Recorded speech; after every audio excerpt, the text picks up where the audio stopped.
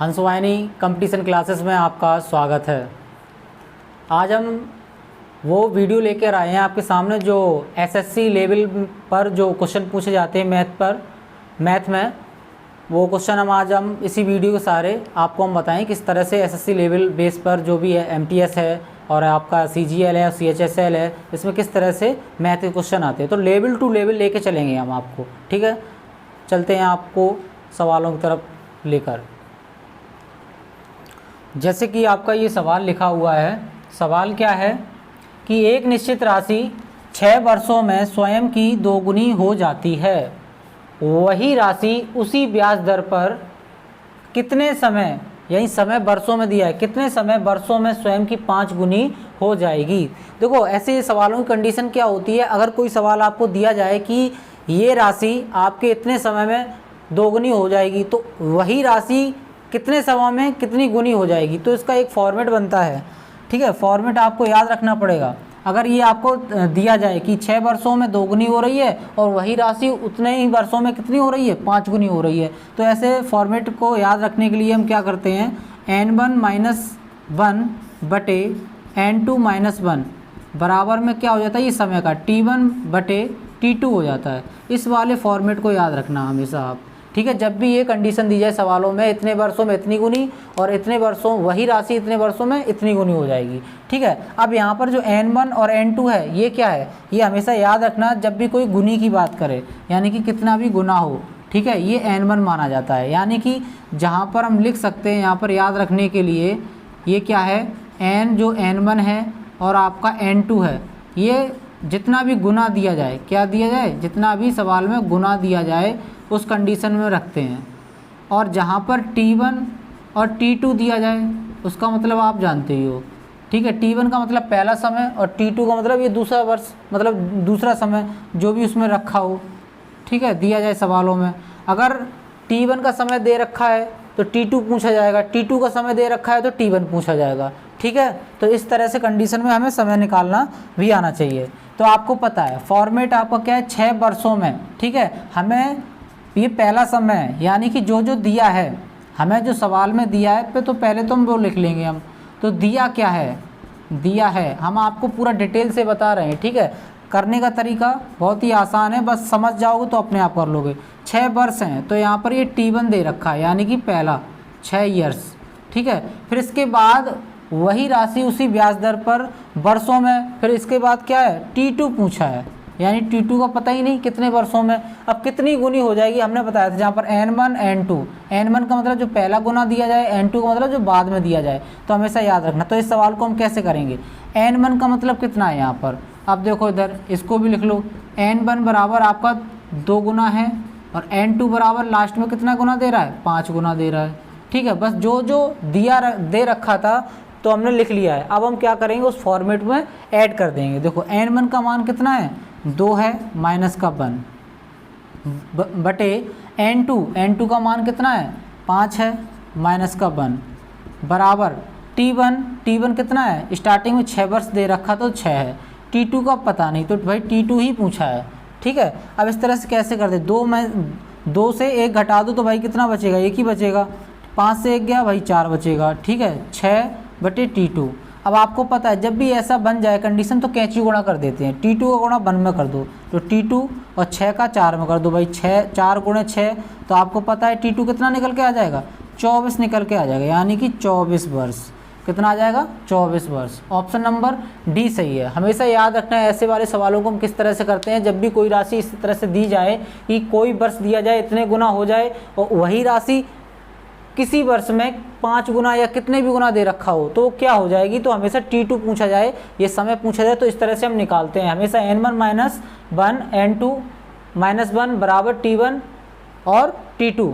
तो इस तरह से हम कोई सा भी समय निकाल सकते हैं, ठीक है। आपका जो अगला सवाल है, तो आपका जो अगला सवाल क्या है, तो थोड़ा टाइप चेंज है, याद रखना। ये आपका यूपीएसआई का सवाल है, ठीक है, यूपीएसआई, याद रखना ये क्वेश्चन यूपीएसआई का है। देखो ये सवाल में लिखा क्या है, पहले सवाल को पढ़ेंगे हम। 26,000 रुपये की एक धनराशि को इस प्रकार दो भागों में विभाजित करके उधार दिया जाता है, ठीक है, कि पहले भाग पर 5% वार्षिक ब्याज की दर से 3 वर्षों में प्राप्त ब्याज दूसरे भाग पर 6% वार्षिक ब्याज की दर से 4 वर्ष में प्राप्त ब्याज के बराबर है। पहले भाग की राशि कितनी है? आपने सवाल पढ़ा होगा, उसमें 2 पार्ट्स दिए हैं, ठीक है। मतलब हम इसका कॉन्सेप्ट बता दें, इसमें लिखा क्या है। मान लो इसमें ये लिखा है आपके पास कोई मूलधन है, यानी P का मतलब कोई मूलधन है। अब वो मूलधन यानी वो राशि 2 भागों में बांटी गई, A और B भागों में बांटी गई, ठीक है।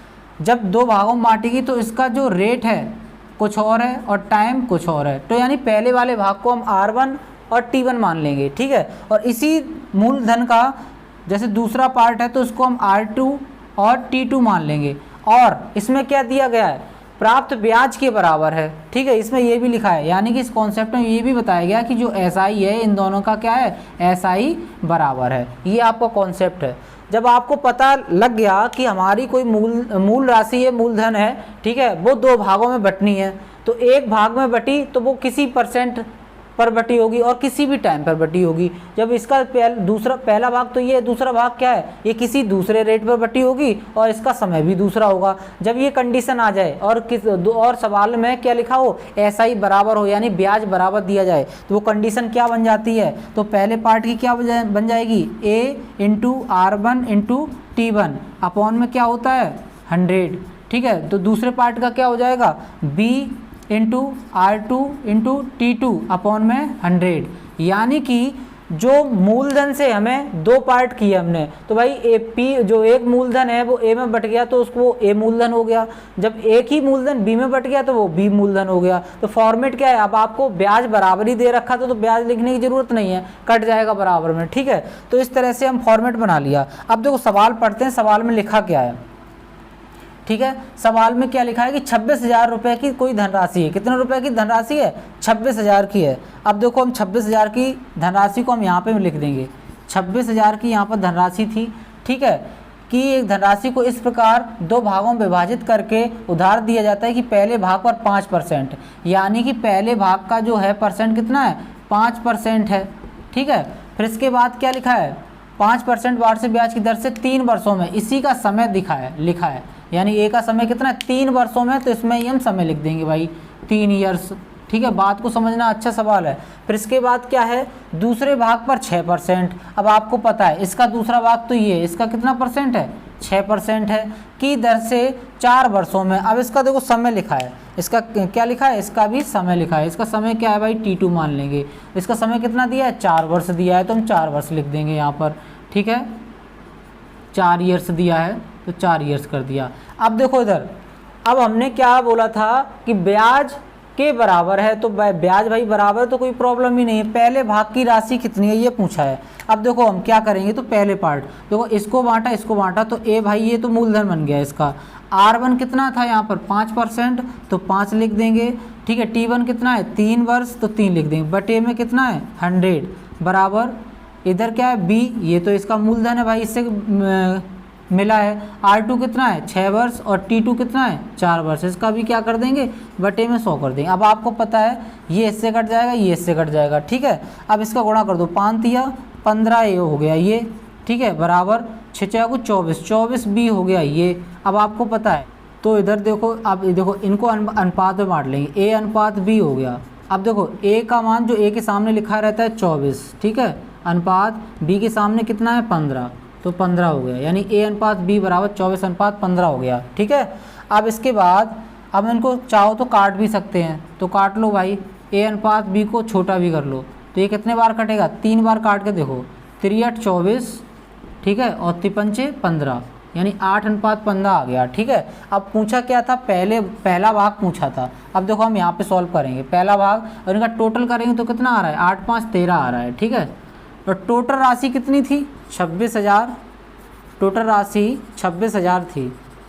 26,000 में पहला भाग पूछा है, तो A का मान इधर आपका दिया है 8 दिया है, कितना दिया है 8 दिया है, ठीक है। तो 8 हो जाएगा टोटल, ये कितना है दोनों राशियों में 13 है, ठीक है। इन दोनों को अनुपातों को जोड़ लेते हैं। अब इसको हम गुणा कर देंगे, वह काट लेंगे कैलकुलेशन। 13 दूनी 26, तो ये कितने बार कटा, 2000 बार कटा, गुणा में 8 बचा, ठीक है। इसका 8 का गुणा कर दो इधर, 8 दूनी 16, तो 16000 आ गया, ठीक है। तो पहले भाग की राशि कितनी आ गई, 16000, ऑप्शन नंबर डी, ठीक है। तो इस तरह से आपका ऑप्शन नंबर डी निकल के आ गया था, ठीक है। आई होप ये वीडियो मेरी आपको अच्छी लगी होगी। प्लीज़ मेरे चैनल को सब्सक्राइब करें।